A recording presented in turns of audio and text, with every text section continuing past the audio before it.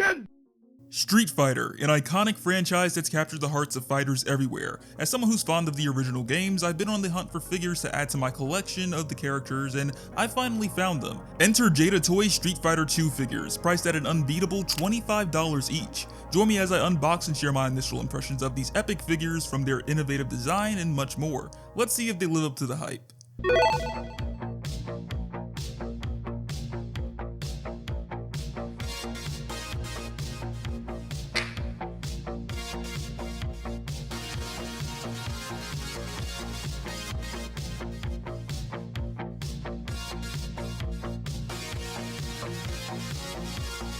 So these are Street Fighter 2 action figures from Jada Toys, and they're not only epic, but also affordable. Jada Toys is stepping into the ring with competitive pricing and a solid lineup from this iconic franchise in a world where many Street Fighter figures can break the bank, like those from Storm Collectibles or SH Figuarts. Today, I'll check out 4 fighters they've released and share my thoughts of them, ultimately finding out if they're worth buying.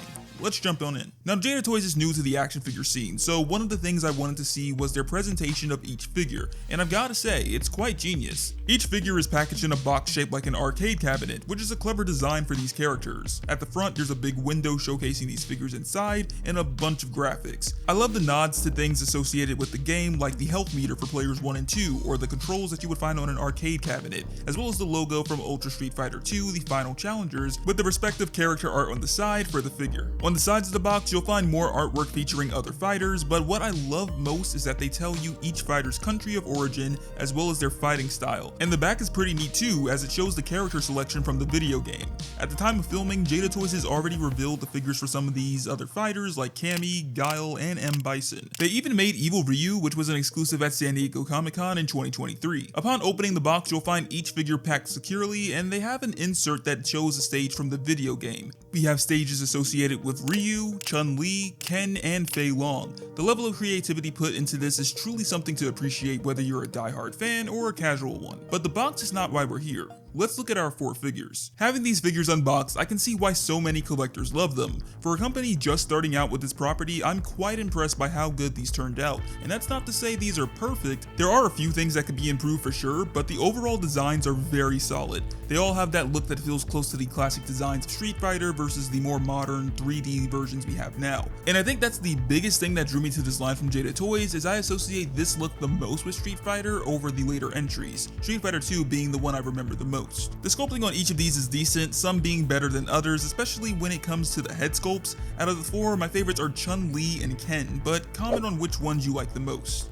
The rest of the sculpting work does a terrific job of capturing each fighter's physique. Now, Ken and Ryu use the same body, so their builds are identical to each other, except for the gis, where Ryu has a tighter edge for his and Ken's is much cleaner. Plus, when it comes to the added detail, Ken has a much heavier shading that helps the muscles pop in comparison to Ryu. I'm not sure why that's the case. I certainly would have loved to see the same attention to detail on Ryu's figure. Fei Long also looks incredible when it comes to his sculpt for his build and pants. At the time of making this video, it seems Jada's focus seems to be retro games and apparently mascots too, like Chester Cheetah for instance, but if they were to make a Bruce Lee, I'd buy that in an instant. I think Fei Long's body is the perfect setup for something like that from Jada Toys, and it only makes sense seeing how Fei Long is loosely based on Bruce Lee. However, if I were to give out awards to the most detailed, it would go to Chun-Li's figure.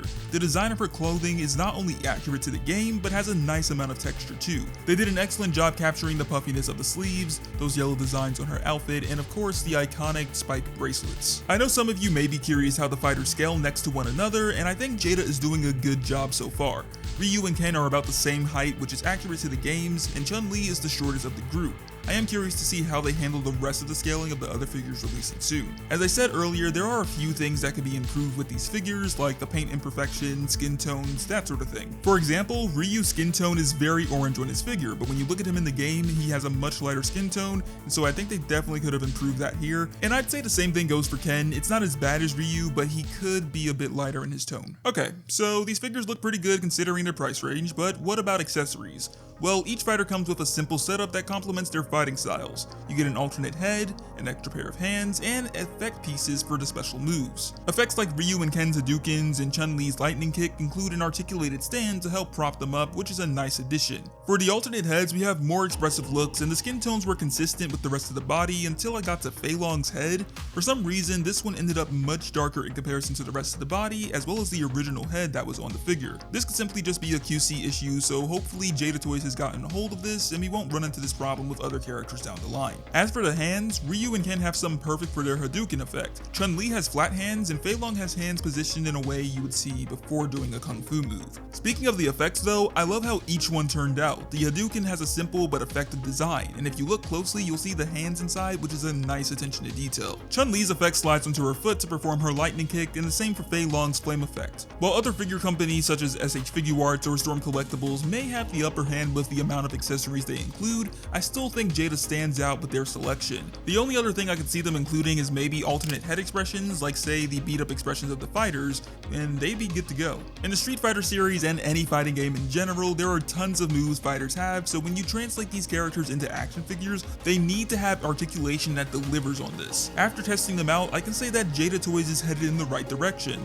Ryu has some great range in his neck, the arms have several articulation points including butterfly joints, and if we remove his gi, we'll see just how good his range is in the midsection. You can tell that Jada Toys was definitely taking notes from other companies because having the waist on a ball joint was such a good decision.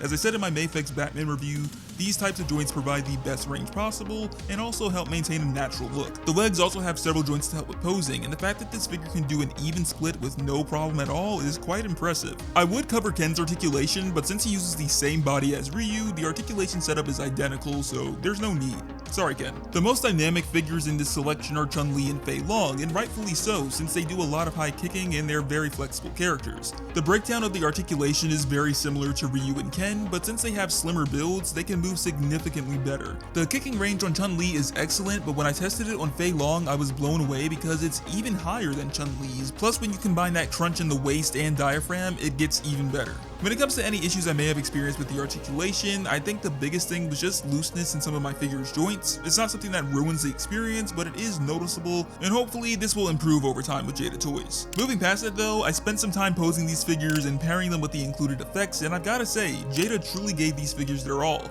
It's amazing what these figures are capable of considering their price. When it comes to these Street Fighter figures, they're just as good as I expected them to be, maybe even better, and they live up to the hype the toy community has been spreading. As I unboxed and tested each of these fighters, it was clear how much heart Jada Toys has put into this line, from the details of each character to the accessories and design choices for the articulation.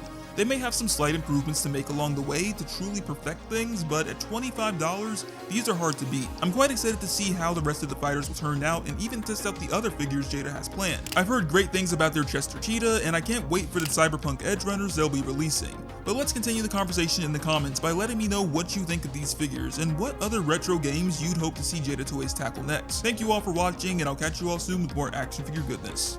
Peace.